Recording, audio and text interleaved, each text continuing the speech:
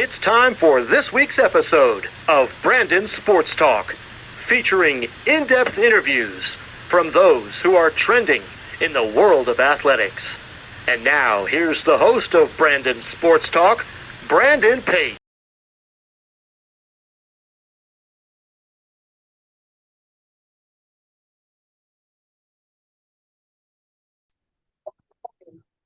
Welcome back to Brandon Sports Talk. In today's episode, I have the privilege to interview the Grover City College head women's basketball coach, Coach Chelle Fuss. How are you doing today? Doing great. Yep. Can you talk about how you knew that you wanted to start coaching in college women's basketball? Yeah. Well, I had the privilege of playing college basketball and softball when I was an athlete. And I knew that I didn't want to leave the sport per se, but I went out into what we'll call the real world and worked for a good solid year. And I just, the Lord really blessed me. I got a job on a college level as my first coaching job. And it was just one of those experiences that doesn't happen to a lot of people. And I've been coaching now for 28 years, and it's been fun. I'll tell you what, I got into it because I didn't want to leave the sport. And then once I'm in it, there is no other occupation that impacts others like coaching. So it kept me wanting to continue to pursue this occupation. What was that like going to college and playing women's basketball and then obviously getting to play softball too? Yeah, two sport athletes, tough. It's tough to balance, but so exciting. And when you are someone like myself, and everyone asks, "What's your favorite sport?" and there is, it's not an answer. It's just like there's nothing like basketball during basketball season, and the playing and the competition and the team camaraderie of basketball, and it's wonderful. But boy, you put those cleats on during the spring and you walk out there and you're walking in the dirt, and there's nothing like that either. So it's like it's just such a cool thing to be able to play both, and to play at such a high level was really neat. How was that like obviously being a dual athlete, and what were some of your biggest accomplishments as a collegiate player? Well, it's been quite a few years since I've been a college player, but it was fun. It was two totally different teams, two totally different personalities. I was able to really live out who I was as an athlete, that it wasn't just a single sport for me. And I find myself leaning towards those dual sport athletes as a recruiter as well. Like, if you want to do a dual sport, we'll try to make it work. And it's obviously gotten a lot harder to do that now. But we really, really like our two sport athletes. But accomplishment wise, I did well in both. And as any record book will show, you do well, and then someone breaks your record. So that's what they're made for. What was that like obviously getting into college coaching and getting to coach at your alma mater for the women's basketball program? Yeah, I actually got to coach both, which for majority of my coaching career has been head softball, assistant basketball. So for the 28 years I've been coaching, I probably did that 18 years, where it was the head softball and assistant basketball. And my alma mater is the one that allowed me to start that journey. Um, it was awesome. You just love your school you came from, and then you go back. What was wild is that I went back pretty quick. So I was a year out in the real world and then came back as a head coach. That's tough because you're coaching your own teammates. And that made it really tough for a little bit. And they were so gracious to accept me as the head coach and to follow my leadership. And I'm sure it was probably tougher on their end than it was on mine, of being a teammate, but now here she is as my coach. That's kind of weird, but it was good. Of course, as you said, being a year out and then coming back to coach, what was that like, obviously getting to coach those teammates? And how did you build that relationship as a head coach from being a player and learning from them? Right. Yeah. So I've learned so much as I grew as a coach, and we always talk as a team to get 1% better as a player, right? Every day. Well, we're doing that as coaches. And then you add that up 28 years, I'm a lot different coach now than I was then. And I think maybe back then I came at it as more of a command style and like, this is what we're going to do, and came at it pretty strong. I think it was more what they did right of handling me than what I did right of what handling the situation. So it was my teammates that just did the right thing of like following my leadership. It was a little weird, but they did it so well that I was able 3 years after that to be pretty successful and on to be successful because they believed in me and they showed it. So While obviously at your alma mater, what was that like being a head coach of the softball program? yeah, it's great to we kind of took the program and brought in some great recruits, and they turned the program around. And now it's just Coach Van Zanik that is over there is doing a phenomenal job, and we have a great relationship, and it is wonderful to take your alma mater and I hope make it better and make it into a championship team, and that's what it's all about, and then pass it on to another alumni of Van Zanik, and he's doing the same thing. So it's really cool. Coming to Grover City College, what was it like first becoming the head softball coach for them? Right. And it's Grove City College. So it's the no Grover, although we are all Grovers, but the college actually is Grove City. We took this, the program itself was different. Grove City is just such a unique place, and I'm so blessed to be here and to live day in and day out with these athletes.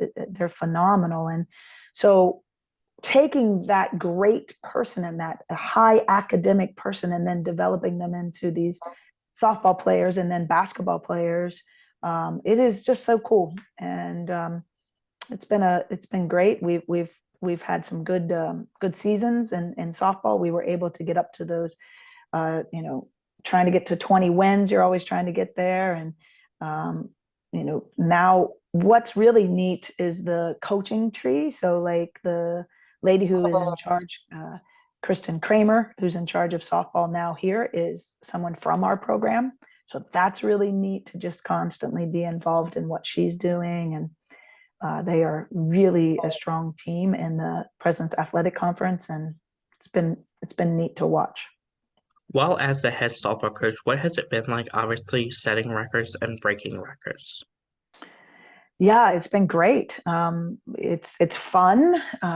Playing the sport that you love is fun. Coaching the sport that you love is fun. But what's really neat is to watch these girls after they graduate. We've got people that are coaching. We have people that are out there making a difference in their world of PT and we have doctors that are just unbelievable. They're searched out and they come from our program. We have attorneys. We have all these people. And so that's what's exciting, is seeing where they're at 10, 15, 20 years outside of the sport. And that's really neat. How was it like obviously being an assistant women's basketball coach, and what things did you learn to help you to eventually become the head coach? Yeah, so head softball, assistant basketball was kind of the combo. So I had both hats. So I had the experience of leading a program and being the captain of a ship. And then I had the experience of being the supporter, kind of the good cop. I don't know if I ever fall into that. Probably none of the athletes think I'm the good cop, but I get the different view of an assistant coach. Um, I love my time as the assistant coach. Every single coach that I was under taught me something that I still use today. Um, it has been great. I've been able to learn kind of through them and through their accomplishments and through their mistakes of what I want to do. And now I'm hoping that the assistant coaches that are with me, if they want to pursue coaching anymore, that they're learning all of that stuff as well. How did your time as an assistant coach help you to obviously get promoted and become the next head women's basketball coach? So a lot of the time I was hesitant to be the head basketball coach because I wasn't sure that it fit my personality. And if I'm a fiery personality, so when you're a softball player and you're in the outfield, you don't hear me as much and you don't have to see me until like the inning is over. So it takes a minute. So I thought, well, I want to stay with softball, and uh, the opportunities just kept presenting themselves and presenting themselves. And finally I was like, okay, I need to be taking this route. So let's give it a try. And basketball is so much smoother. They don't care what I'm saying because they just go from basketball or from defense to offense. And the issue that I was talking about is over. And I'm over there ranting and raving about something. They're like, it's been over for 5 minutes, so it don't matter. So um, I've just learned so much. A lot of the mental training stuff that I do now came from our head basketball coach that I was under the last time, Coach Bruns at that time. Now her last name is Kirk, and she has just done some fantastic things with the military, and she was able to teach me how to do that with a basketball program. Of course, what was that like taking over the program and building it into your own program? Yeah, I had to change a few things, right? I mean, that's just how it goes. When you take over programs, you kind of do it your own way. When you take over businesses, you do it your own way. So change a few things, but really just kind of it flowed so well with what Coach Bruns had done, and I could just flow into that. I had some different ideas on offense. I had some different ideas on defense that I could bring with my personality and spunk of being more of a pressing team, and getting away from motion. We didn't quite do that as well as I'd liked. So I kind of did some controlling of that. So it was a great experience. It is exactly what I needed to experience when I was the assistant coach. And now I'm excited that I get to be the head coach. Of course, in 2014, what was that like obviously going to a 14-game winning streak in a single season? Yeah. And then, that was like the first step of the growth. Like we have been improving every year, and finding that it was just one step of the journey. And we number our teams. So that particular team, I'm not exactly, that might have been team 39, I think it might have been, or 40. And that team set some foundational footholds for us so that eventually we could go on. And then team 44 won the championship in the President's Athletic Conference. Well, that was because of all the teams below us. Team 47 that we're on now is able to be successful because of all the teams that are setting these foundations. So we're always building, and we're always striving for excellence, and having our goal as being the PAC champion.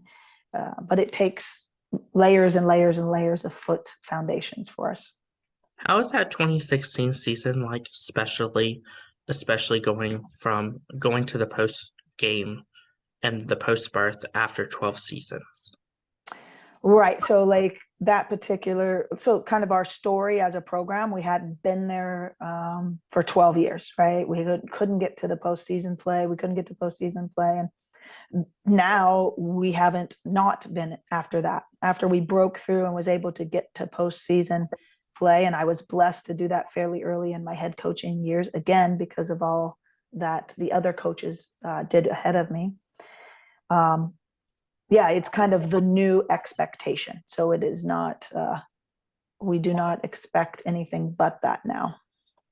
Of course, for you, what was that like leading into that game when you were at your 100th win in 2020?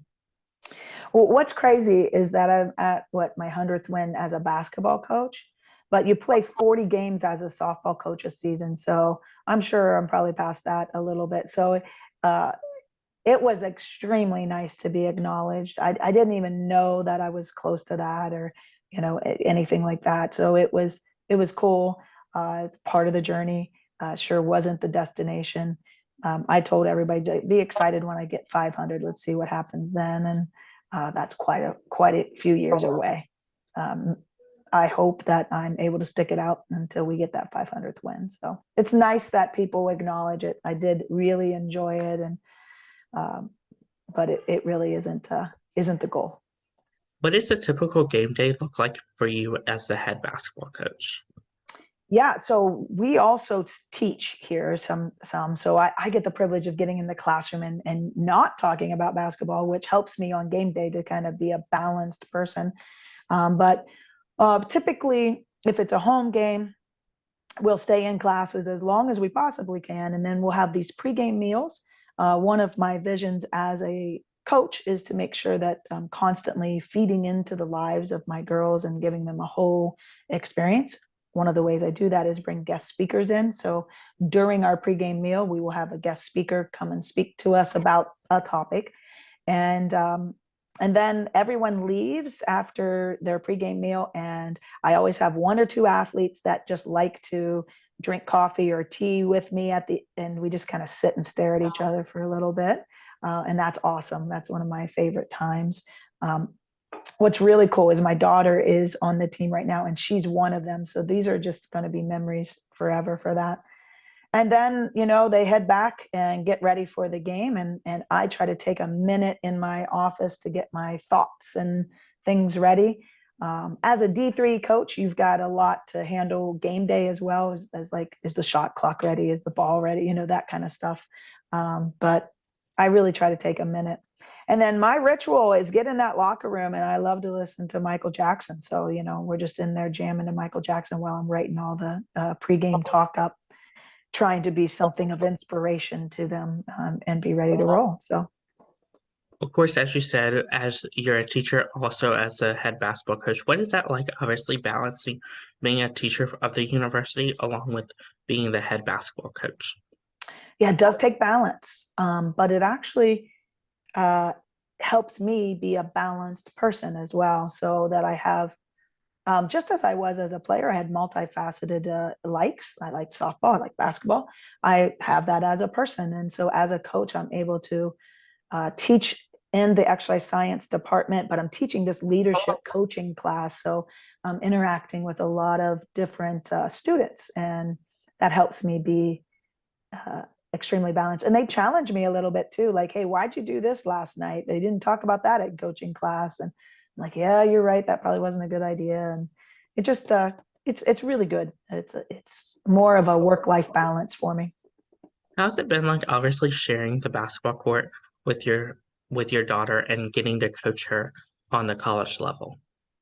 Right, so she is a college tennis player, and she's done that, and it's been wonderful to support her with that. And then she's been able to coach with me, and that was fantastic. It's been great.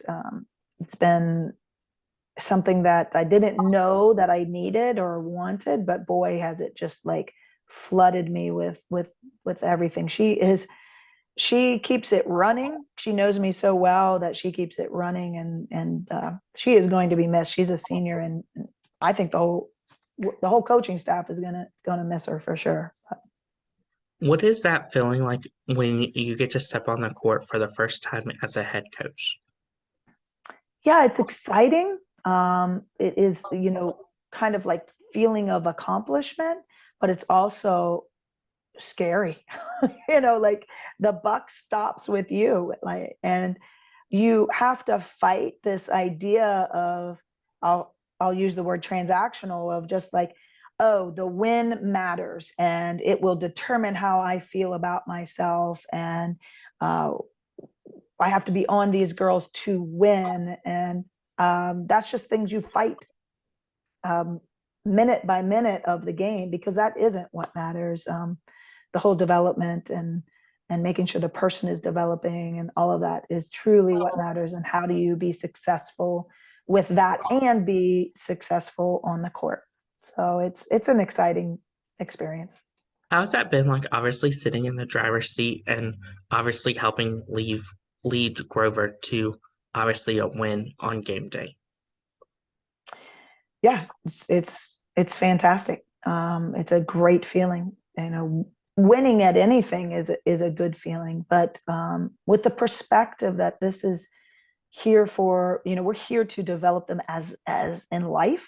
And I'm trying to develop women of character and women of purpose. And that is the driving force. And that's my why. And that's why I step on the court all the time, is to make sure that we remember our vision, we remember our mission, and go out with a purpose and do that. And when you get a whole team directed in the same direction and with the same goals and the same purpose, that is sweet.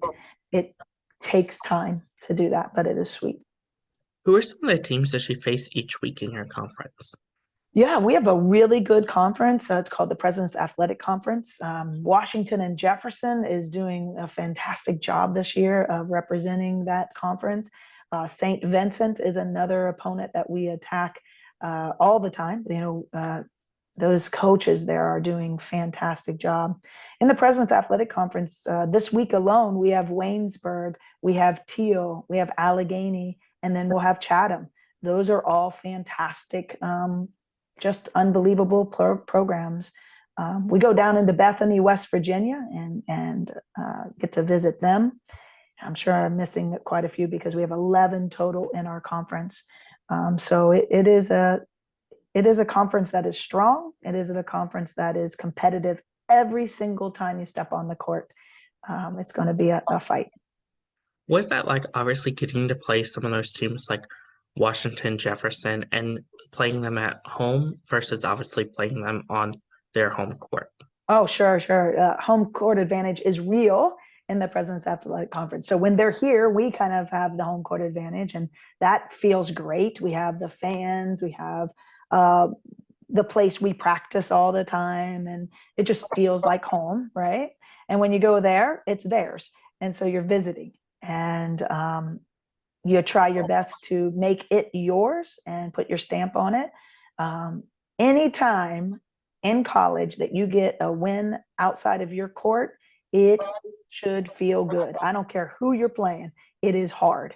And so, it's something you strive for and really work at. And when you get successful at that, that's a consistency is a championship team. And when you can be consistent at home and away, pretty good year. What does the recruitment process look like for those prospective student athletes looking to play college basketball? I would say it's really tough right now, for sure. The transfer portal has definitely changed a lot. And I think, you have to be, as a prospective athlete, you need to be your best advocate. So, putting out those things on social media, and as much as maybe people think it's silly, or as much as people think it's maybe even a little over the top, it is you promoting yourself. I think it's really tough to be a high school athlete, and pursue that college. Just find your top 5 and just be your best advocate and shout it from the mountaintops. As a head coach, what are some of the things that you look at in those prospective student athletes while on the road? Yeah, so I am looking constantly for this thing that I call a warrior spirit, and I'm looking for this fight in people. I don't always need the number one scorer. In fact, defense is where I really love to gather more defenders and help them get into our program. But I really want to see this warrior spirit. And the warrior spirit doesn't always mean like tenacity, because that is a part of it, but it's the girl that runs off at a sub, she runs off the court. It's the girl that's cheering with all she has on the bench. It's the one that's high-fiving people for their celebrations. It's the one that has the full picture, and it isn't just about them. That's really what I'm looking for. What does the official visit look like for those prospective student athletes coming to Grove College? Well, we don't do too many what the NCAA would call official visits. So official visits is a lot of like some sort of payment, like you paid for their travel in or whatever. And we don't do that too much, but we do a ton of what would be considered an unofficial visit. And really, we just get you here. We get you to experience the college as what our athletes experience it. We get you to get into a classroom a little bit. but we get you just to be with the team. The team is what sells it, not me. I can spin a web and they tolerate listening to me, but when they experience our team at that point, that's when they know things are different. So, Of course, as a head coach, was it like obviously seeing them put on that jersey for the first time as a freshman versus the last time as a senior? yeah, it's awesome. And when they will put that uniform on the first time, and the excitement and the youngness, and the just they can't wait to get that uniform on. That is exciting for me. I love experiencing that over and over again. But I will tell you, their senior year, the last game that they get to play, it is tough because they're my family. And I've had 4 years with them, and it's over at that point, and I know it. And we'll always have experiences together, and we'll always have a relationship, but it's different than living together and experiencing every day together. So it does make me sad. It makes me very, very proud of them, is what it does. When I look at who they are, even just looking from that championship team, and where they're at right now, and the lives that they're changing, and the impact they're having in their own communities. I am so proud of Grove City College and the women's basketball program and what they're doing in the world. As a head coach and a basketball coach, what is it like obviously seeing them as a player score that first goal versus obviously scoring that 1,000 baskets? Sure.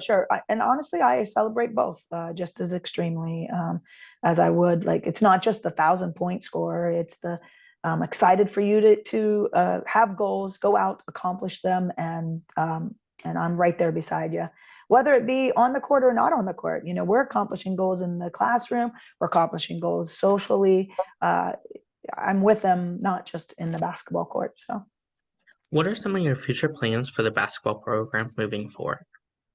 it's always going to be the same. We're here working on our culture. We're working on unity, and we're working on purpose, and we're working on strength, and what all that means to us. We're working to get ourselves and position ourselves in towards the championship game. And we're trying to strive to be the very best that we can be in those moments. The whole program, we're trying to develop women of purpose and women of character, and that's what we work on hard. As a head coach, what is it like seeing your players go on to the corporate world or even go on to the basketball world and go to the WNBA or even play overseas or go to the Olympics? Yeah, so them going and becoming and doing the things that they were made to do is what makes me happy. So that is what it's all about. And in the 4 years, we got to play basketball. We got to experience world troubles and adversity, and how am I going to handle things. And I'm hoping what they learned in these 4 years will help them in their life.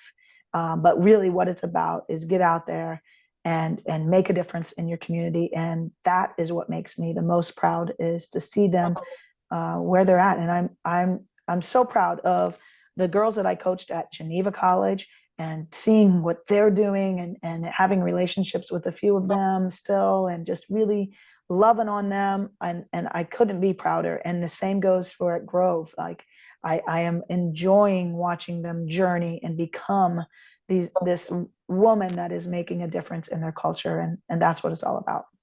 What advice would you give those high school basketball players looking to play college basketball? What is the highlight you're saying of that? Mm-hmm. Yeah, I'd say what I'd like to see, I'd like to see us play some defense, and really understand that and what it looks like. I just want to keep working at getting women to be confident, to take risks, to be willing to be all out there and be right or wrong. I think that's, for those high schoolers, just don't hold back. Just really give all that you are to the pursuit of what you want. And it's okay to fail. We talk about that a lot in this program. But if you're going to fail big. And so that your next step and your next journey, next recovery is going to be big as well. What advice would you give those freshmen that are coming into the college basketball world versus the seniors that are leaving the college basketball world? What advice would I give them? Mm-hmm.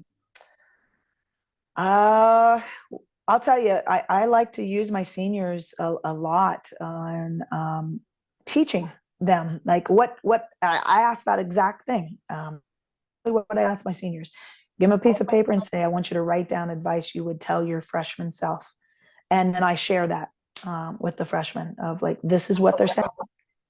So exactly what I just said, as far as being fearless and going after it and don't worry about winning or losing, tends to be the theme that people talk most about. What advice would you give those college basketball players that are looking to play professionally overseas, the WNBA, or even in the Olympics? Same thing, exact same thing. Like, first of all, we got to have a few connections for sure, but pursue, don't give up. If you want it, go after it. Take opportunities when you can. Never turn away an opportunity even if you think it's really small. Always go after it and always be promoting yourself and the sport. Be humble and be very hungry for what you want. What advice would you give those people that are assistant coaches looking to go after becoming a head coach like you have? Yeah, and again, I am blessed, and I was very lucky at the beginning of my career to be placed right into college. But I think, getting in, learning it, learning the NCAA way, finding your route, finding the level that fits you best, which you can't do on the sidelines. You've got to be in the mix, and you got to figure out what level does fit you, and your personality and what you want. Unfortunately, you have to be, kind of a small dog for a little bit, whether that be a grad assistant or any of that. Those people are what make it all work. But like, climb that ladder when you can and do it the best way that you can. What advice would you give those head coaches that are looking to build their own program? Yeah, I'm sure that they're out there doing that and finding their way. I guess the best advice is just to be you and don't try to be somebody else. And that's what we're trying to do here at Grove City. Is we have a niche and we're trying to be the best at what we do. And that's what we do here. And if that fits you as an athlete, then this is the perfect spot for you. But it doesn't fit everybody. That's great advice. Where can my listeners find you at on social media along with the Grove City Women's Basketball Program at? Yeah, so check us out on Instagram and Twitter, GCC WBBB. We also have our Wolverines. It's a GCC Wolverines at Twitter and Instagram as well. A lot of action on there. We've got some good social media sports information directors now, and Maggie's doing a great job. So she makes us all look good. And yeah, we definitely have more of a presence. So check us out. There's some good videos out there. Where can my listeners find you at on social media? All right, let's see if I can get this right. You're asking an old coach of what she can get. So GCC _ WBB, I think, would be Twitter. Does that sound right? And then GCC WBB is on Instagram. Thank you again, Coach Chelle Fuss, for your interview, and best luck in your future at Grover City as the head basketball coach. Close. Chelle Fuss, Grove City College. Thank you again for your interview, and best luck in your future as the head women's basketball coach. All right. Thank you, buddy. I appreciate all your time. Good luck to you. Thank you. You can find Brandon Sports Talk on Facebook at Brandon Sports Talk, Instagram at Brandon Sports Talk, Twitter at Talk_Brandon, and you can find me on YouTube at Brandon Sports Talk. Don't forget to like, comment, and subscribe. Thank you for your interview, and best of luck in your future. Thank you. You've been watching Brandon Sports Talk. Please feel free to like, share, and subscribe to Brandon Sports Talk on social media and on YouTube.